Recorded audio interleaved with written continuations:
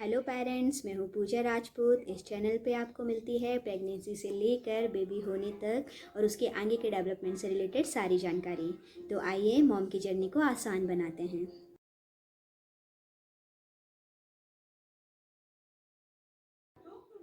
Pregnancy के time में हमें बहुत ही कन्फ्यूजन होता है कि हमें घर के कौन से काम करना चाहिए और कौन से काम नहीं करना चाहिए।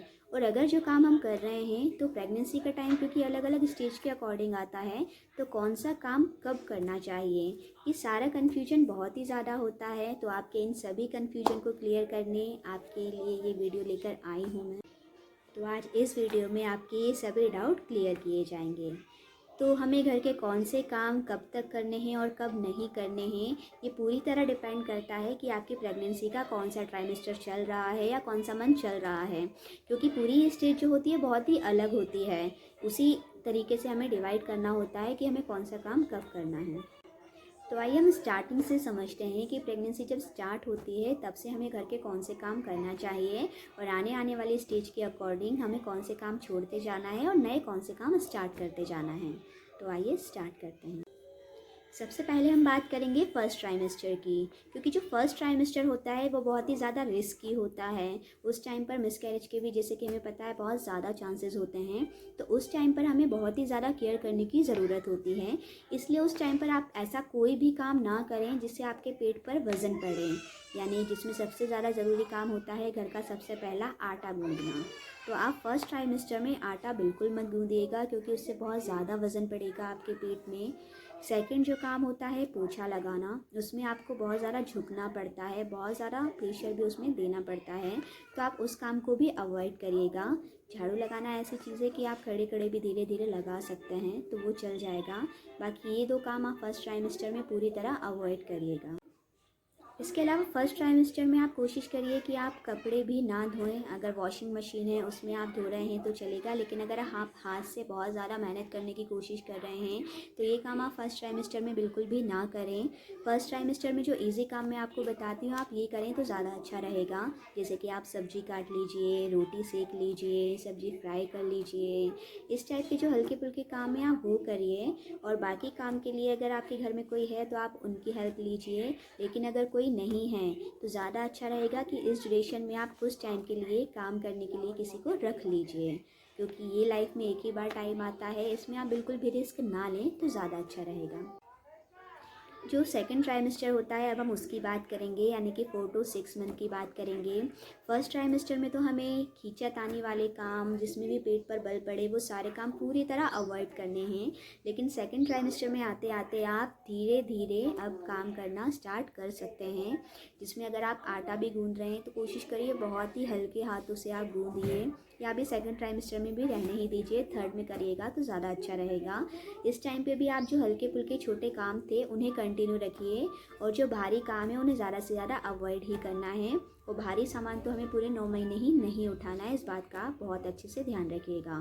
तो अगेन आप सेकंड ट्राइमेस्टर में जो भी आपके सिंपल काम है घर के उन्हें कंटिन्यू रखिए। हाँ, सेकंड ट्राइमेस्टर ख़त्म होते होते आप फिर बाकी काम धीरे धीरे चालू कर दीजिएगा। अब हम बात करेंगे थर्ड ट्राइमेस्टर में की, क्योंकि जितनी काम मैंने आपको मना किए थे फर्स्ट ट्राइमेस्टर में करने के लिए, अब वो काम आपको थर्ड ट्राइमेस्टर में आके ज़रूर करना है, क्योंकि यही सारे काम आपको हेल्प करेंगे नॉर्मल डिलीवरी के लिए। जैसे कि हम फर्स्ट ट्राइमेस्टर में आटा बिल्कुल नहीं गूंद रहे थे, सेकंड में भी हमने कभी किया कभी नहीं किया, लेकिन थर्ड ट्राइमेस्टर में आपको आटा ज़रूर गूंदना है, लेकिन नीचे बैठकर गूंदना है। अगर आप प्लेटफॉर्म पे खड़े होकर आटा गूंद रहे हैं तो वो कोई मतलब का नहीं है, क्योंकि आप खड़े होकर जितने भी काम कर रहे हैं देखा जाए तो वो कोई भी आपके प्रेगनेंसी में कोई मतलब के नहीं है, आप बिना वजह मेहनत कर रहे हैं। क्योंकि जो थर्ड ट्राइमेस्टर होता है उसमें ज़्यादा से ज़्यादा आपको उकड़ू बैठना है, मतलब कि नीचे दोनों पैरों के बल पे जैसे उकड़ू पोजीशन होती है उसमें आपको बैठना है। आप उस पोजीशन में बैठ के जो भी काम कर रहे हैं वो आपको ज़्यादा हेल्प करेंगे, तब आपके काम करने का कोई मतलब है। तो आप आटा ज़रूर गूंदिएगा, लेकिन नीचे बैठकर। सेकंड ज़रूरी काम है पोछा, वो आपको ज़रूर लगाना है पूरे थर्ड ट्राइमेस्टर में, आप जितना लगा सकें। ये आपको बहुत हेल्प करेगा नॉर्मल डिलीवरी के लिए। इसके अलावा आप कपड़े धोने जैसा काम भले ही मत करिए, क्योंकि उसमें उकड़ू बैठने का कोई काम ही नहीं है, उसमें बस आपको थकानी होगी। उसके लिए आप ज़रूर किसी की हेल्प लीजिए, लेकिन आटा गूंदना, झाड़ू पोछा और चलने वाले जितने भी आपके काम हो सकते हैं और बैठने वाले, आप वो सारे कीजिए। लेकिन एक ही पोजीशन में खड़े रहने वाला काम आप ज़्यादा बिल्कुल मत कीजिएगा, क्योंकि इस टाइम पे ज़्यादा देर तक खड़ा होना बिल्कुल भी अच्छा नहीं है। इसलिए अगर आप खड़े होकर रोटी सेक रहे हैं तो वो बिल्कुल मत करिए ज़्यादा देर तक। अगर थोड़ी बहुत है तो ठीक है, लेकिन अगर बहुत ज़्यादा है तो आप गैस सिलेंडर को नीचे रख लीजिए। आप नीचे बैठकर बनाइए और ऐसी पोजीशन में बैठिएगा जो कंफर्टेबल हो आपके लिए।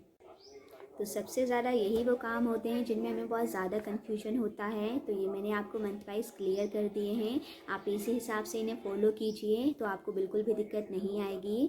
और जो प्रेगनेंसी का टाइम है वो जैसे कि हमने बात करी सिर्फ एक ही बार आया है, तो सिर्फ 1 साल के बाद आप मान लीजिए जब आपको स्ट्रगल करना है, और आपके फैमिली वालों को भी इस टाइम पर बहुत ज़रूरत है स्ट्रगल करने की, सपोर्ट करने की, तो आप उन लोगों की मदद ज़रूर लीजिए। ये मत सोचिए कि कोई क्या बोलेगा या क्या सोचेगा कि मैं काम नहीं करती। उन्हें इस टाइम पे आपको समझना पड़ेगा, और ये टाइम एक ही बार आता है, बार बार तो आना ही नहीं है। 1 साल की बात है, तो आप एडजस्ट करिए, सपोर्ट करिए, अपनी फैमिली की मदद लीजिए। ठीक है, अपना ध्यान रखिएगा। अगर आपको मेरा ये वीडियो यूज़फुल लगा हो तो मेरे चैनल को सब्सक्राइब ज़रूर करिएगा, ताकि आपको आने वाले ऐसे ही वीडियो का नोटिफिकेशन टाइमली मिलता रहे। Take care.